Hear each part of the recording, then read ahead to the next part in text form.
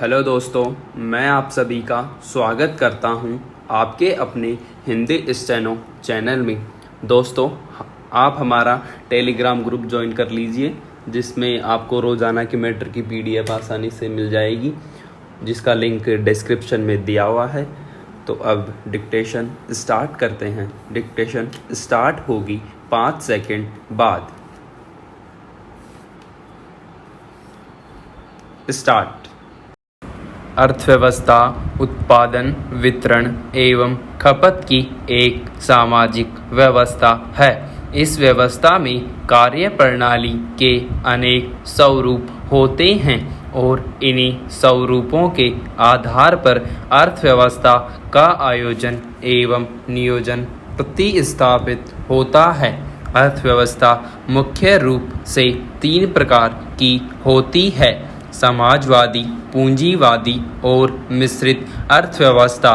समाजवादी व्यवस्था में राज्य की अर्थव्यवस्था में महत्वपूर्ण भूमिका होती है।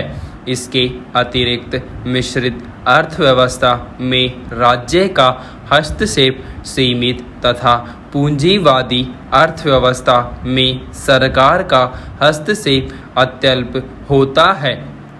अर्थव्यवस्था के स्वरूप के आधार पर ही नियोजन का स्वरूप निर्धारित होता है। भारतीय अर्थव्यवस्था एक मिश्रित प्रकार की अर्थव्यवस्था है, किंतु हिंदू वृद्धि दर की सीमित सफलता और भूमंडलीकरण के कारण भारतीय अर्थव्यवस्था का वर्ष 1991 के बाद से निजीकरण किया जा रहा है। सार्वजनिक उपक्रमों के घाटे की प्रवृत्ति ने ही निजीकरण को बढ़ावा दिया है।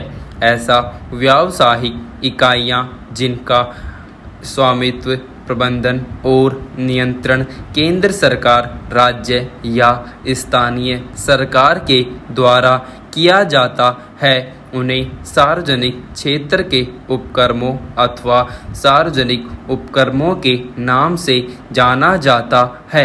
सार्वजनिक उपक्रमों के अंतर्गत राष्ट्रीयकृत निजी क्षेत्र के उद्यम जैसे बैंक, भारतीय जीवन बीमा निगम और सरकार द्वारा स्थापित नए उद्यम जैसे हिंदुस्तान मशीन टूल्स, भारतीय गैस प्राधिकरण लिमिटेड, राज्य व्यापार निगम इत्यादि आते हैं।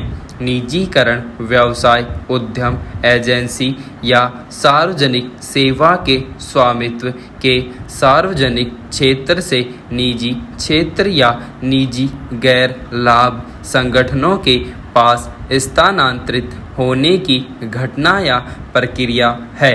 एक व्यापक अर्थ में निजीकरण राजस्व संग्रहण तथा कानून प्रवर्तन जैसे सरकारी प्रक्रियाओं के निजी क्षेत्र में स्थानांतरण को संबोधित करता है। वर्तमान में कुछ बड़े सार्वजनिक उपक्रमों जैसे भारत संचार निगम लिमिटेड, महानगर टेलीफोन निगम लिमिटेड और एयर इंडिया में घाटे की प्रवृत्ति देखी जा रही है। इन सभी उपक्रमों में घाटा इनकी राजस्व प्राप्ति से अधिक है। इनके पुनर्गठन और यहाँ तक कि धन और अन्य संसाधनों के प्रयोग के बावजूद भी सकारात्मक परिणाम नहीं उत्पन्न हो रहे हैं। अतः सार्वजनिक क्षेत्र के उपक्रमों की स्थिति में सुधार हेतु निजीकरण करने की आवश्यकता महसूस की जा रही है। उदाहरण स्वरूप, हाल के दिनों में BSNL, MTNL के कर्मचारियों की स्वैच्छिक सेवानिवृत्ति पर जोर दिया जा रहा है। भारतीय रेलवे में भी तेजस जैसी ट्रेन को चलाना आदि निजीकरण की तरफ सरकार के झुकाव को इंगित करता है। सामान्य रूप से यह माना जाता है कि व्यापार राज्य का काम नहीं है, इसलिए व्यापार में सरकार की भूमिका अत्यंत सीमित होनी चाहिए। पूंजीवादी अर्थव्यवस्था का संचालन बाजार कारकों के माध्यम से होता है। भूमंडलीकरण के पश्चात इस प्रकार की अवधारणा का तेजी से विकास हो रहा है, जिसमें कई उद्देश्य शामिल हैं। वर्तमान समय में यह जरूरी हो गया है कि सरकार स्वयं को गैर सामरिक उद्यमों के नियंत्रण, प्रबंधन और संचालन के स्थान पर शासन की दक्षता पर अपना ध्यान अधिक केंद्रित करे और घाटे में चल रहे उद्यमों को निजी हाथों में दे। महत्वहीन सार्वजनिक क्षेत्र के उद्यमों में लगी सार्वजनिक संसाधनों की बड़ी धनराशि को उन क्षेत्रों में लगाना जो समाज की प्राथमिकता में सर्वोपरि हो, जैसे सार्वजनिक स्वास्थ्य, परिवार कल्याण, प्राथमिक शिक्षा तथा सामाजिक और आवश्यक आधारभूत संरचना। अव्यवहार्य और गैर महत्वपूर्ण सार्वजनिक क्षेत्र के उद्यमों की मात्रा बनाए रखने हेतु दुर्लभ सार्वजनिक संसाधनों के उत्तरोत्तर बाह्य प्रवाह को रोकना, सार्वजनिक ऋण के बोझ को कम करना, वाणिज्यिक जोखिम जिस सार्वजनिक क्षेत्र में करदाताओं का धन लगा हुआ है को ऐसे निजी क्षेत्र में हस्तांतरित करना जिसके संबंध में निजी क्षेत्र आगे आने के इच्छुक और योग्य हैं।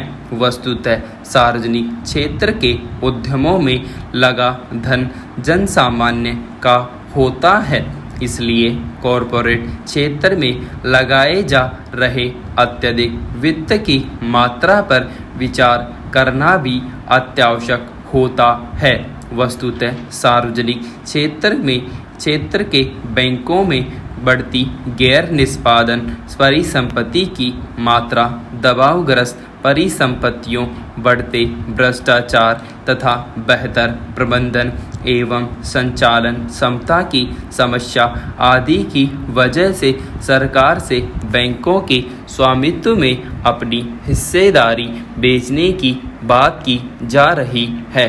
निजीकरण से उद्यमों के कार्य निष्पादन में सफलता की संभावना होती है, अतः इसके कई लाभ देखे जाते हैं। निजीकरण के माध्यम से रुग्ण सार्वजनिक क्षेत्र की इकाइयों के कार्यों पर नियंत्रण अनुशासनहीन नौकरशाही तंत्र की जगह बाजार तंत्र के अनुशासन द्वारा किया जा सकता है। अक्सर देखा गया है कि सार्वजनिक क्षेत्र के निजीकरण से उत्पादन के समाजवादी पैटर्न में अव्यवहार्य रुग्ण इकाइयों के निकलने के मार्ग प्रशस्त हुए हैं। विदेशी निवेश को आकर्षित करने के लिए भी निजीकरण एक माध्यम है। हाल के सर्वेक्षण में पाया गया है कि जिस किसी भी एशियाई देश में विदेशी निवेशक आकर्षित होते हैं, वही देश अधिक शक्तिशाली बनता है और साथ ही अधिक आत्मनिर्भर भी होता है। निजीकरण के माध्यम से प्राप्त ऋण ब्याज मुक्त होता है, परंतु इसके दाता को लाभांश प्राप्त होता है। हमारे राष्ट्र राज्य के कुछ प्रमुख उपक्रमों तथा इकाइयों जैसे नागरिक विमान, डाक सेवा, यातायात और विद्युत क्षेत्र जैसी अधिक घाटे वाली इकाइयों जो कि हमारे राष्ट्रीय राजकोष पर भी बोझ थी, निजीकरण के माध्यम से आज लाभ वाली इकाइयों में परिवर्तित हो चुकी हैं। भूमंडलीकरण के लिए हम अपने व्यापार के वातावरण में विश्व अर्थव्यवस्था के अनुरूप परिवर्तन कर सकते हैं। निर्यात उत्पादन के विरुद्ध भेदभाव को भी हम दूर कर सकते हैं। आज के बाजार की तो मांग ही भूमंडलीकरण और निजीकरण है। सरकारी कर्मचारी मनमाने ढंग से अपने कार्य को संपन्न करता है जबकि इसके विपरीत निजी कर्मचारी अपने कार्य को अपनी पूंजी समझकर करता है। सरकारी कर्मचारी को किसी का भय नहीं होता क्योंकि उसका कोई एक मालिक नहीं होता, जबकि निजीकरण में मालिक कोई एक होता है जिसके प्रति सभी कर्मचारियों की जवाबदेही होती है। सार्वजनिक उपक्रमों की तुलना में निजी उपक्रमों की उत्पादन क्षमता व लाभ अधिक होता है। सार्वजनिक क्षेत्र को निजी निवेशकों के लिए खोल देने से बाजार की आर्थिक गतिविधियों में वृद्धि होगी। निजीकरण के पश्चात कंपनियों की विशुद्ध परिसंपत्ति का प्रयोग सार्वजनिक कार्यों और जनसामान्य के लिए नहीं किया जा सकेगा।